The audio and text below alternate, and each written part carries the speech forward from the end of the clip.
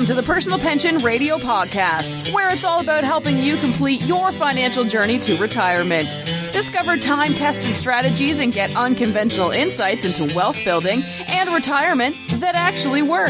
Break away from the herd and go for the retirement you dream of. And now, here's your host, the income engineer, Kraig Strom. All right, back on Personal Pension Radio. So excited. I love doing this. Really appreciate all the support. Keep all the emails coming. Jump right in with that email address, Kraig with a K, K-R-A-I-G, at kraigstrom.com. That is the best way to go. Now, I'm going to jump in with something that was actually a question that came up rather than put it in the listener question section of the show. Somebody asked, why don't I have a website? Why don't I have some sort of a fancy-smancy website on the interweb? Well, here's the answer. A website for a certified financial planning professional who is also an investment advisor representative is a difficult thing to have because of all of the regulatory oversight and scrutiny on every single word and every single letter. Unlike financial entertainers, you'll hear me talk about later in the show, I do not operate under the simple premise of free speech. I can say whatever the heck I want, whether it's vetted or not. Everything I do has to be reviewed, spliced, double checked, triple checked. Got to make sure I'm not saying the wrong words or the wrong way. So a website becomes very cumbersome. It is something that I then have to deal with at a level that I don't want to deal with. And the reality of websites nowadays is that your LinkedIn and even Facebook profile will almost always come up first. So even if I did have the website, which I own the website, kraigstrom.com, LinkedIn, because it is the giant beast of a website that it is always going to have that higher ranking on the Google machine. So my kraigstrom.com directs to my LinkedIn page, where my regulatory oversight is also connected so that whatever happens on my LinkedIn page is automatically reviewed and archived and double and triple checked and so on and so forth. So it just saves me an extra hassle. Because I got to tell you, as much as I'd love to have a website with my, my likeness on it and all the cool stuff that I do, it'd be great. It is a pain in the buttocks. So that's the answer to the question, why don't I have kraigstrom.com? Well, because I am a real, live, certified financial planner professional, and I get to jump through all of the compliance and regulatory hoops and oversight hoops that the financial entertainers do not, because I'm the real deal, folks. So, my mission is absolutely all about that retirement conversation, that retirement dream that Wall Street's always talking about and financial entertainers are throwing out there like it's just no big deal, that they got the answers.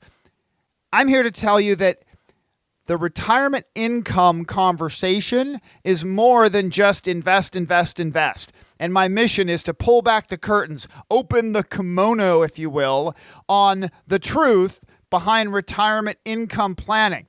And I'll also sprinkle in hopefully a little color now and then so that you can have a good time while you're listening to the show. If you have questions along the way, if you want to get into your own retirement, financial, personal estate planning questions, whatever it might be, please send me an email, Kraig@kraigstrom.com. Now, I actually want to make sure that I don't forget my official first basic disclosure. I am not an attorney. I am not a certified public accountant. I am a certified financial planning professional. As cool as I might sound to myself in my earphones, please don't take anything that you hear on my show as if you're getting advice for you personally. Make sure that you meet with a qualified financial planner, whether it's me. Goodness gracious, I hope it's me. I meet with folks all over the country on webinars, and thanks to the technology of the day, the world is a very small place. Now, let me jump in. First segment of the day, watch your step.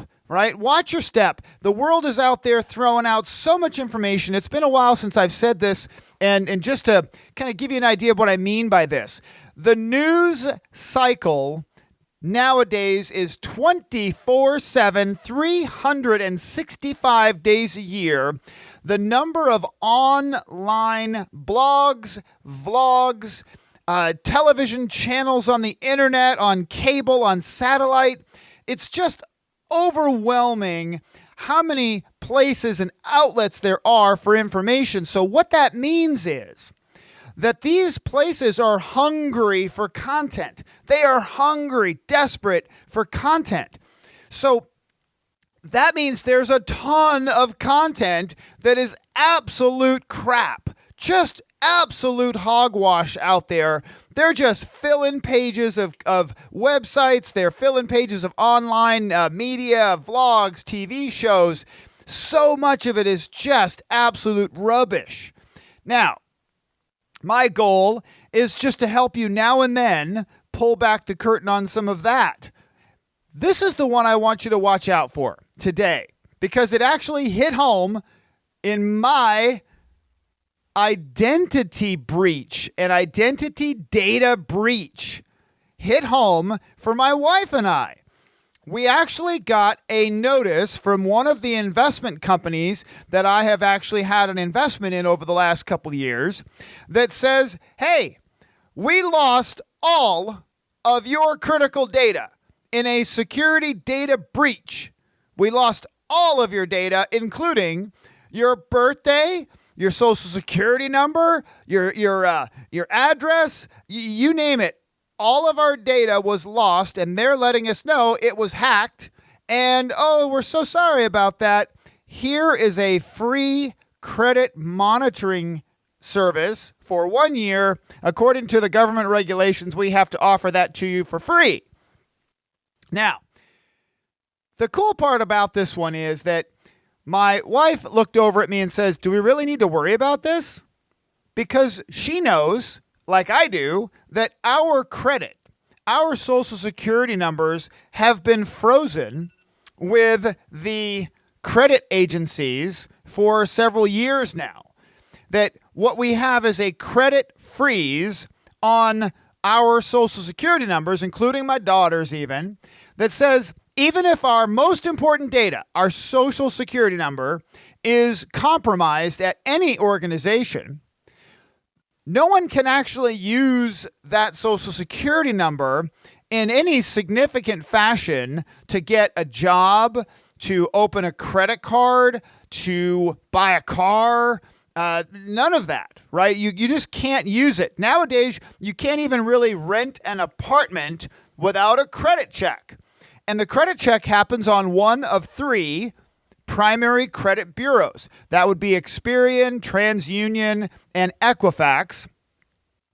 And you get a credit report. You get a credit check when you're going to rent an apartment. Well, if you try to run it with my stolen social security number, it will bounce because the credit bureaus will all reject it. It is frozen. You will not get anything. I've tested this, by the way.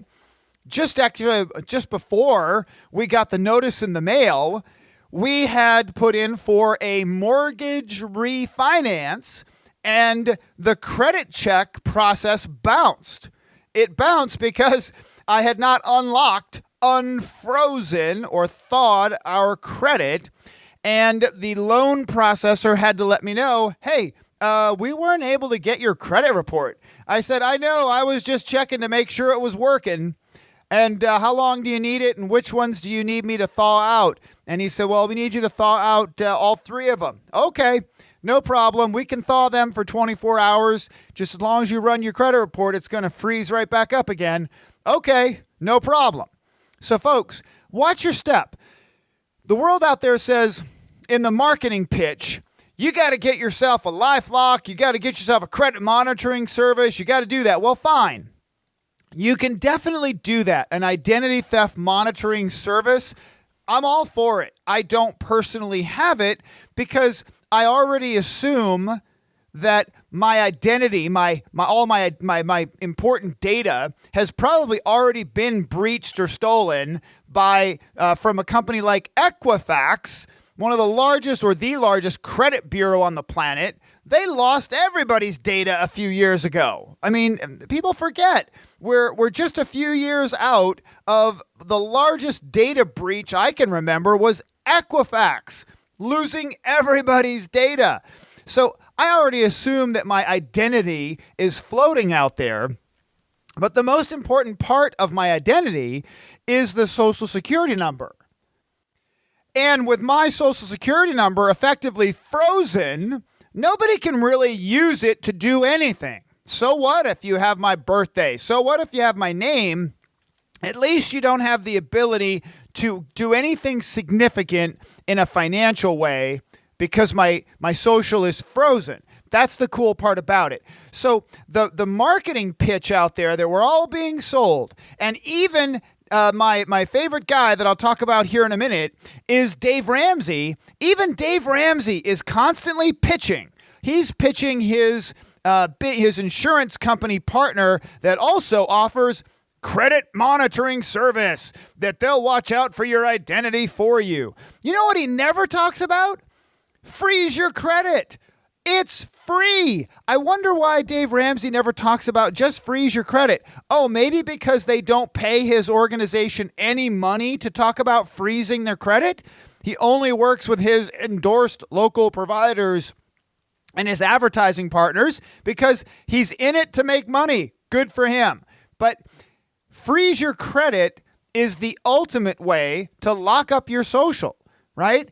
Because remember, credit monitoring services just tell you usually when you've had a potential breach. I just don't want it to have a breach at all. So there's my rant. There's my watch your step. Don't get sucked in by the marketing that says, I got to go get a credit monitoring service and then I'm okay. No, you're not. You're not okay. You've got to freeze your credit because the only thing a credit monitoring service is going to help you do is maybe correct it after somebody used your social. Now, segment 2, listener questions and observations and Kraig rants. Last time, if you haven't listened to that episode, and oh, by the way, this is episode 200. 200 episodes. Unbelievable. I love it. But if you haven't listened to episode 199, there was a great question in there and a nice little compliment about, hey, thank you for your show. And really appreciate that. Go back and listen to those listener questions because today I want to go through, and I think maybe it's only fair that me, Kraig Strom, the little guy, the little podcast, I've got to go back to the big dog on the top of the mountain, and I say, Dave Ramsey, and I have just got to rant. I have got to rant because last week's call, I actually had been included in a question/comment from a listener that I was actually part of I was on their listening downloads on their podcast menu along with Dave Ramsey. I thought that was really cool because, to be fair, Dave Ramsey is one of the largest podcasts in the world. He's the number 3 talk radio personality in the United States. He has a huge, huge microphone.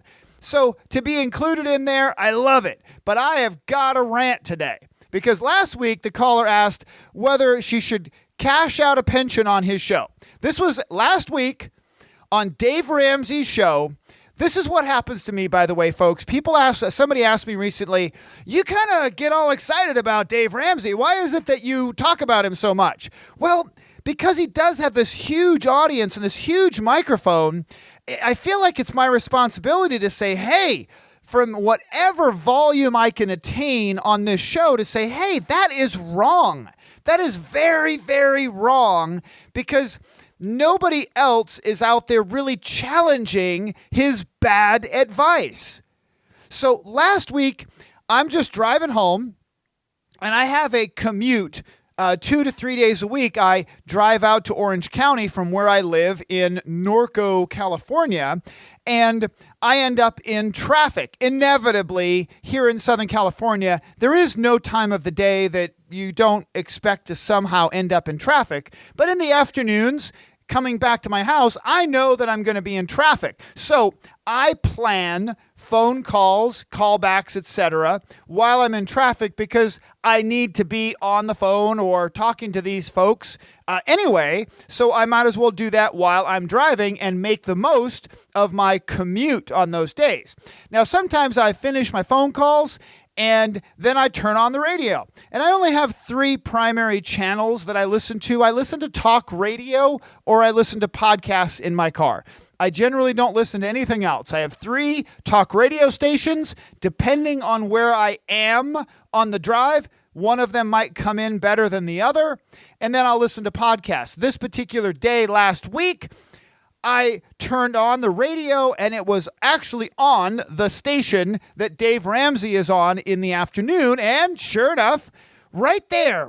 It's like, I don't know, it's karma, it's the world, it's the stars aligning that I turn on the radio and Dave Ramsey is getting a phone call from a listener that she is asking about her pension.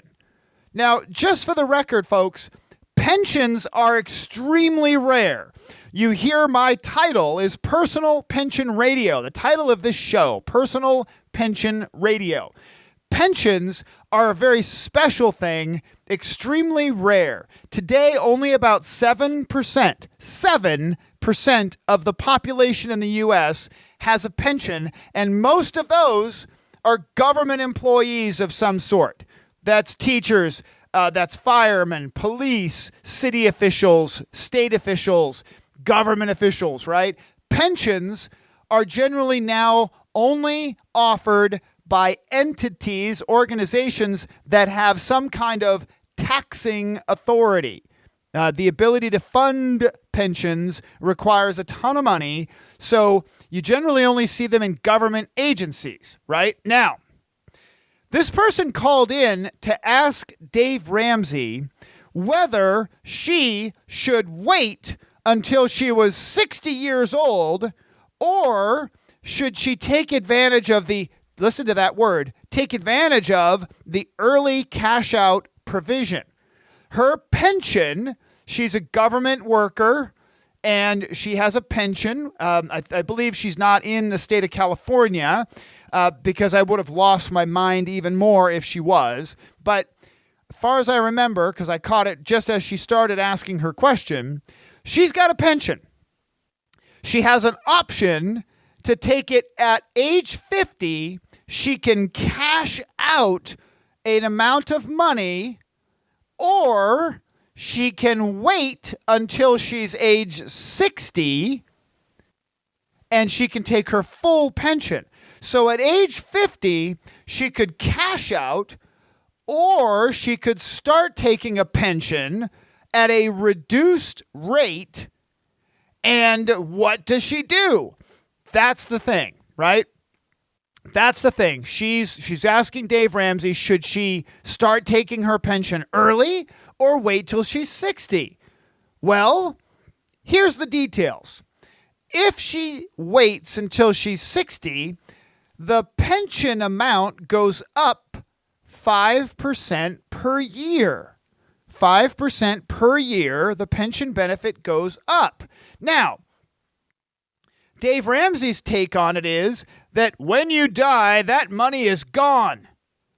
It's gone. It's not left behind. That pension money, that income stops.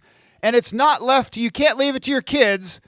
So you probably want to take it. But that's a very high penalty. 10 years at 5%, 50%. Ugh. Questions, I don't know. That's one to look at. You might want to talk to an investment advisor. One of their endorsed investment providers is what he said. But really, here's the thing. To be fair, he said that one time in this conversation, he said, you might want to talk to an investment advisor about that, just kind of checking that out. But then he went on to say, generally speaking, take the pension early and preferably, listen to this, in a lump sum so we can get it out of the pension's hands. Cash out your pension. So he touched on the right advice where he literally should have just shut up and said, wow, this is a big, big deal. You should talk to an investment advisor pro first. Not me. No, can't do that. He went on to say, generally speaking, taking the pension early is preferable, and a lump sum is the way to go to get that money out of the pension's hand. Listen to that. That evil, evil pension. What are you talking about? This is insane. Seriously, this is why I'm ranting and getting excited about it, folks. You got to hear me. Share this. Anybody you know who's a teacher, who's a police officer, a fireman, anybody at a power company, an electric utility company, gas companies, they have pensions because they effectively have taxing authority over the general population to cover their pensions, right?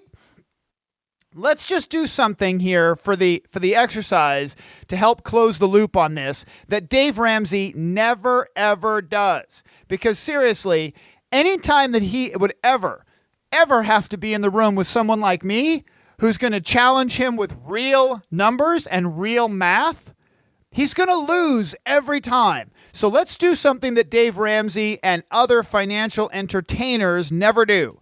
Let's put some real numbers into perspective here, folks, okay? So think about this.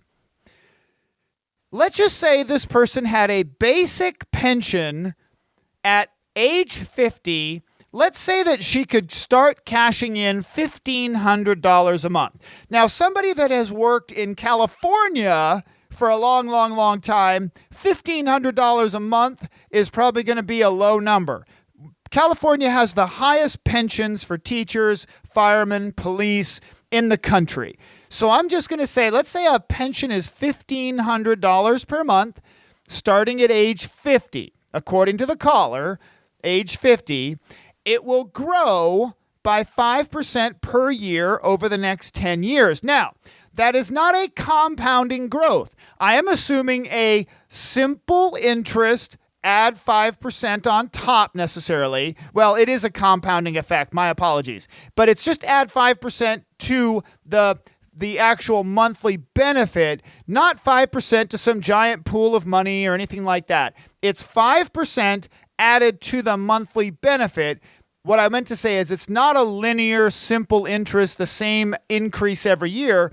It's actually 5% added, compounded on top of each year. That's the way it usually works for 10 years. So the 5%, what does it really mean? Where does 5% increase come from?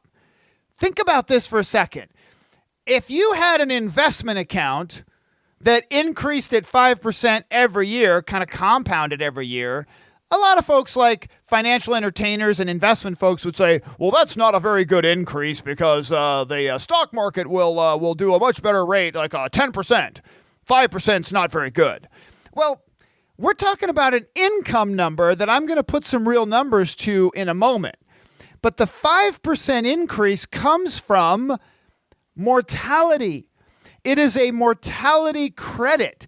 As this person gets older, the income from the pension goes up because the pension benefit is based on your age. It's not based on investment risk and returns.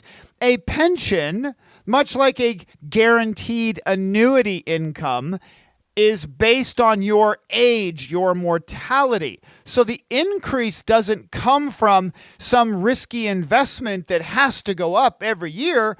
What you have to do to get that 5% increase is just get older. That's it. You just have to wake up the next year, 1 year older, and you got a 5% bump in your monthly pension income. So let's do the math. At $1,500, starting at age 50, if this person waits 1 year, her income is now $1,725. Her income went up $225, right? That's a nice jump. That's really significant. Now we go to the third year and the income jumps up to $1,983. Let's fast forward to 10 years out. 10 years out using that 5% increase, and it does add 5% on top of each year for doing what, folks? Just getting older, right? Just getting older.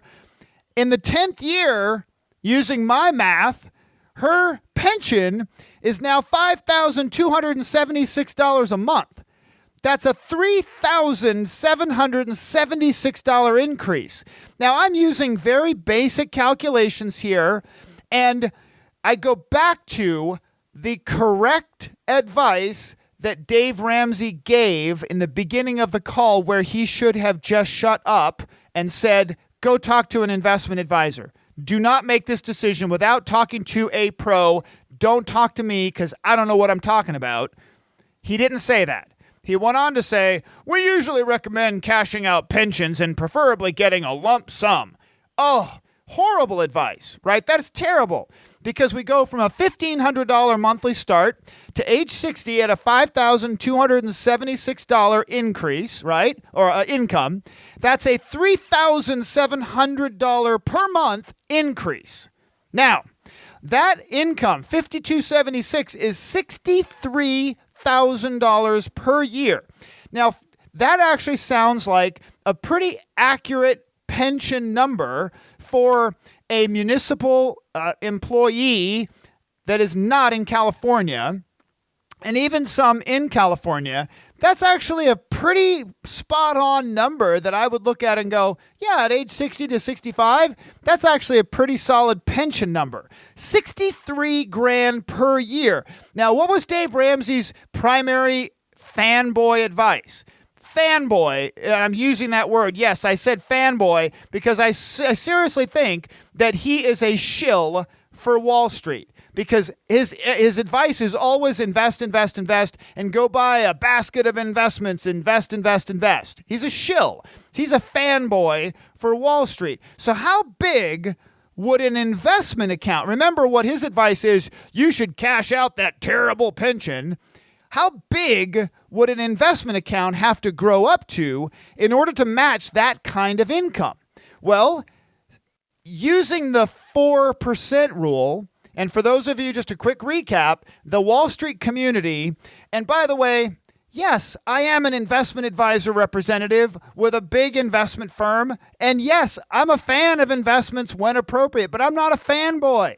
I'm the first one to go, whoa, that's not very good, because listen to this. Wall Street for years has used the 4% rule, that if you have a basket of investments, big pool of investments for retirement income, you really shouldn't take out more than 4% of that money every year in retirement, because we don't know how long you're going to live. We don't know how the ups and downs of the investment markets are going to be, right?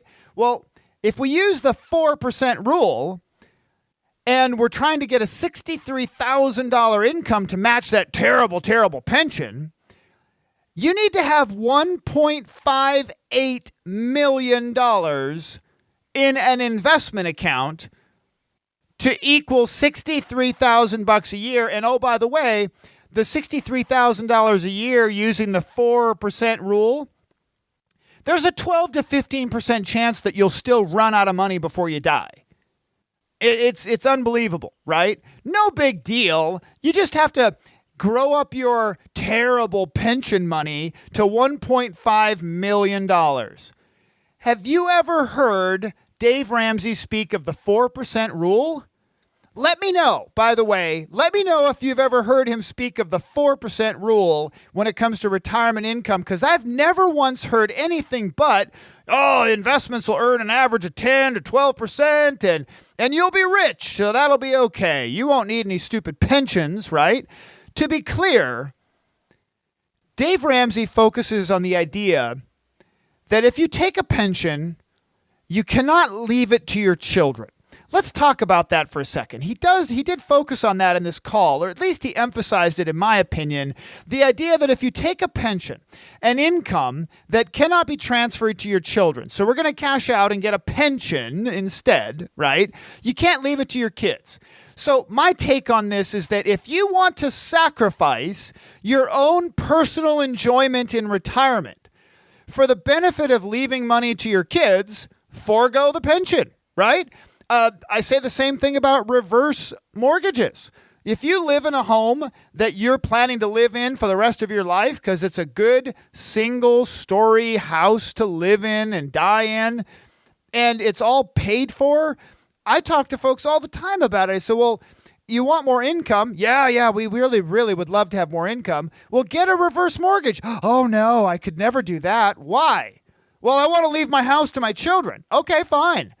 That's fine. You pay for the taxes, the toilets, the trash, the repairs. You pay for all that stuff and the insurance and everything else for the rest of your life so that you can leave your kids your smelly old house, right? That's just not the way I personally see my retirement. My daughter will get my life insurance money if I still like her. If I still like my daughter, she'll get, and I know I will, I'll love her dearly, she'll get my life insurance money because she doesn't want my old house. Let's be honest. People would rather have tax-free cash from life insurance proceeds than your old house. And the investment account, if you're saying that in this case, I could advise this lady to hold on and leave her pension alone because she doesn't need that money right now. She's going to keep on going. That she would have a $63,000 paycheck to look forward to, I would tell her in no uncertain terms, do not cash it out. Do not give it to an investment advisor to manage because there's no way in heck they're going to turn that pension lump sum into $1.58 million. No way, right? And if you're worried about leaving money to your children, get yourself a basic permanent life insurance policy and put some of your dollars towards that so you can leave your kids a nice chunk of cash, right? That's it, right? But here's the thing. The only reason that I can see to cash out a pension rather than take the guaranteed income, why do you think? Let's see, is there any reason? Maybe you need it for some sort of an emergency, I guess. You would need it for some sort of a terrible family emergency. But think about this. They offer, these companies, why do you think these companies or municipalities who offer pensions also offer cash out options? Why would they do that? They offer cash out options because it is cheaper than the future pension benefit. The pension company offers cash out because it is better for the pension company. That's it. Simple. Dave Ramsey speaks of the pension company like it's a bad actor, when in reality, it's Dave Ramsey's own advice that is bad in so many cases. Folks, I share all this once again, hoping that you will stop and you will challenge some of these norms, some of these mainstream conventional wisdom, financial entertainer advice tidbits, and stop and ask questions. Say, hey, maybe I should go talk to a real certified financial planner. Maybe I should go talk to that guy, Kraig, Kraig Strom, the income engineer. If you'd like to get in touch with me, please feel free. You can reach me at Kraig@kraigstrom.com. Check for the next episode. I got a great listener question that I'm going to share with you on the next short episode coming up soon. Thank you so much again for listening. Episode 200 in the can. Thank you for listening to the Personal Pension Radio podcast. We took notes for you, so if you missed any part of the show, you can find a full transcript of each episode at personalpensionradio.com. Be sure to download your free retirement income crisis report at personalpensionradio.com. While you're at it, we would appreciate some iTunes love. Please leave us a fantastic rating on iTunes by going to personalpensionradio.com/iTunes. Thanks again for listening. Now for the disclosure. Information presented is for educational purposes only and is not intended for solicitation, sale or purchase of any security or financial product. Be sure to first consult with a qualified financial advisor and your tax professional before implementing any strategy discussed here. The term personal pension refers to a marketing name designed to educate future retirees and retirees about the economic principles behind creating their own pension-like income. The term personal pension is not intended to be confused with a defined benefit pension plan offered by an employer or by a government entity.